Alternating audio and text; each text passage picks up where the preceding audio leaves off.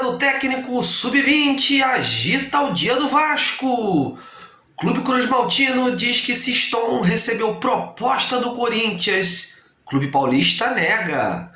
Setorista do Timão traz detalhes de todo esse imbróglio formado entre os dois clubes. Vasco treina firme para duelo de 6 pontos contra o Sampaio Corrêa.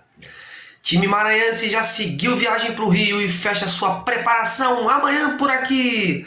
E setorista do Sampaio Corrêa vai trazer todos os detalhes do time que enfrenta o Vasco nessa sexta. Isso e muito mais no informativo Detetives Vascaínos, que está começando agora. Se liga aí!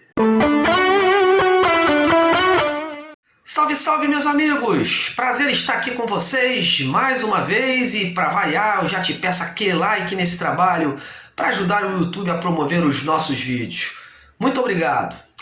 Bom, e o dia de hoje do Vasco foi bastante agitado, mas nada em relação ao profissional, mas sim ao futebol da base. Pela manhã, o Sub-20 encarou o Bangu pela Taça Guanabara, mas as atenções ficaram do lado de fora de campo, devido ao pedido de demissão do então técnico Diogo Siston. O ex-treinador alegou motivos pessoais para deixar o clube São Januário. Porém, logo os rumores de que o Corinthians poderia estar atrás disso começaram a surgir. Até porque, após a contratação do executivo Carlos Brasil, o clube paulista buscou 9 profissionais do Vasco para reforçar as suas categorias de base.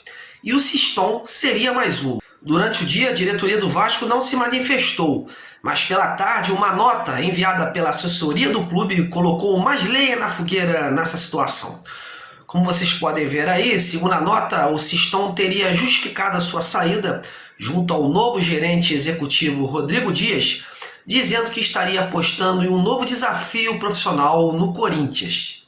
Isso gerou um mal-estar enorme entre os dois clubes. Agora, no final da noite, o Timão enviou uma nota à imprensa negando que tenha feito uma proposta oficial ao Diogo Siston.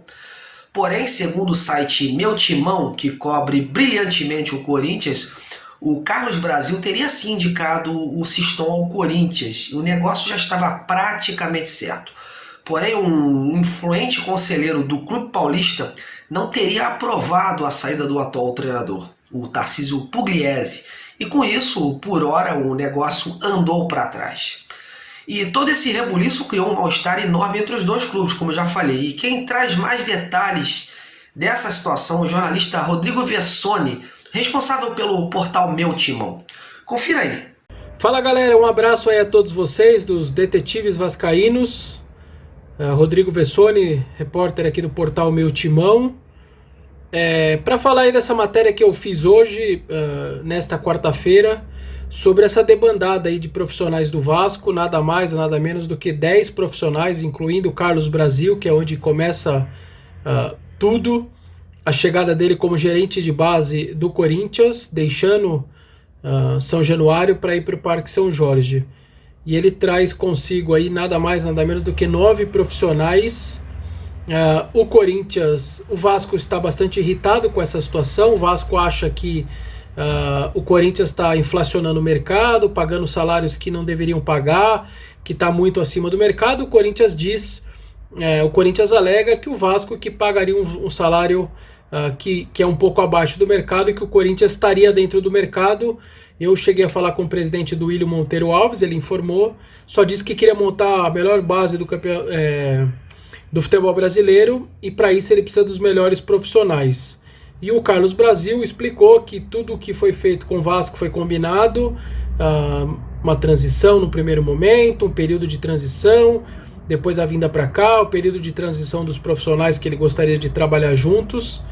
Então, de qualquer maneira, fica aí um pouco a palavra de um quanto a palavra de outro, mas é isso. Então há um clima bem ruim entre os dois times, entre os dois clubes nos bastidores, e no final de semana tem jogo, né? Corinthians e Vasco, Brasileirão Sub-20, vamos ver como isso vai se suceder domingo na Fazendinha, tem esse jogo. Valeu? Um abraço para vocês aí e até a próxima. Valeu, Vessoni! Isso ainda vai dar muito pano para manga, hein, meus amigos? Bom, antes da gente entrar propriamente no jogo da próxima sexta, eu vou dar uma pincelada rápida nessa especulação envolvendo o Diego Souza e o Vasco. Saiu uma notícia dias atrás de que o atual meia do Grêmio estaria na mira do Vasco. Porém, hoje eu falei no final da tarde com o empresário Eduardo Uran, o responsável pela carreira do jogador, que tratou de negar qualquer investida ou consulta por parte do Vasco pelo negócio. Segundo ele, não há nada. Mas o Vasco está sim de olho no mercado, meus amigos, e buscando peças ofensivas para reforçar o elenco. É provável que com a abertura da janela agora no início de agosto, tenhamos novidades. Aguardemos.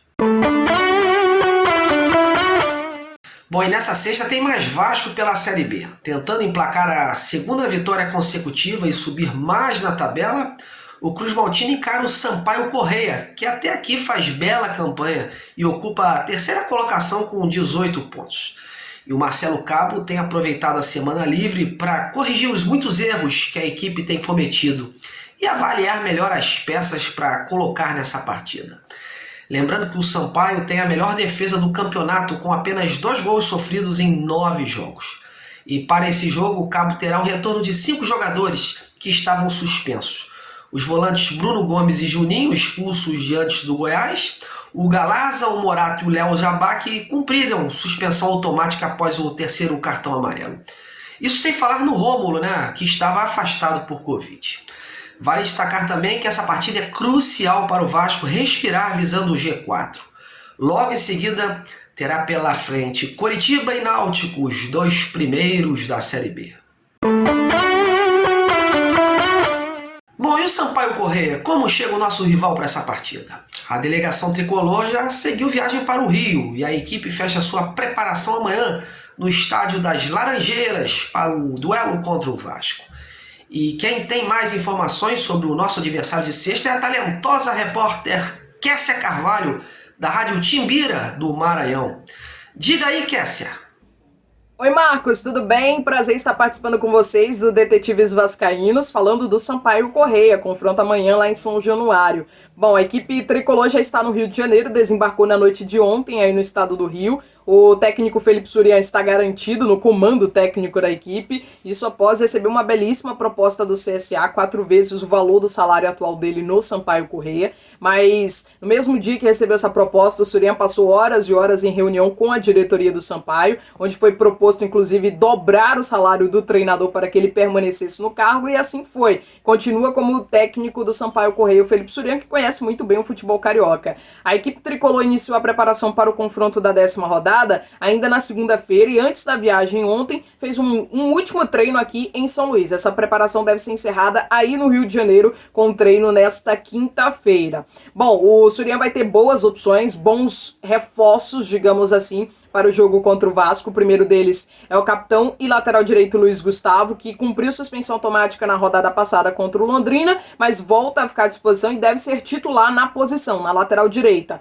Os últimos 2 reforços anunciados pelo Sampaio, no caso o lateral esquerdo Filipinho, de 24 anos, que é uma aposta do futebol baiano, e o experiente Éder Lima, zagueiro de 35 anos, com passagens por Santos, América Mineiro e estando por último no futebol piauiense, também já estão à disposição, treinando há alguns dias e já devidamente regularizados no BID, ambos os atletas. O boletim informativo diário da CBF, os 2 já estão regularizados por lá e, portanto, ficam à disposição.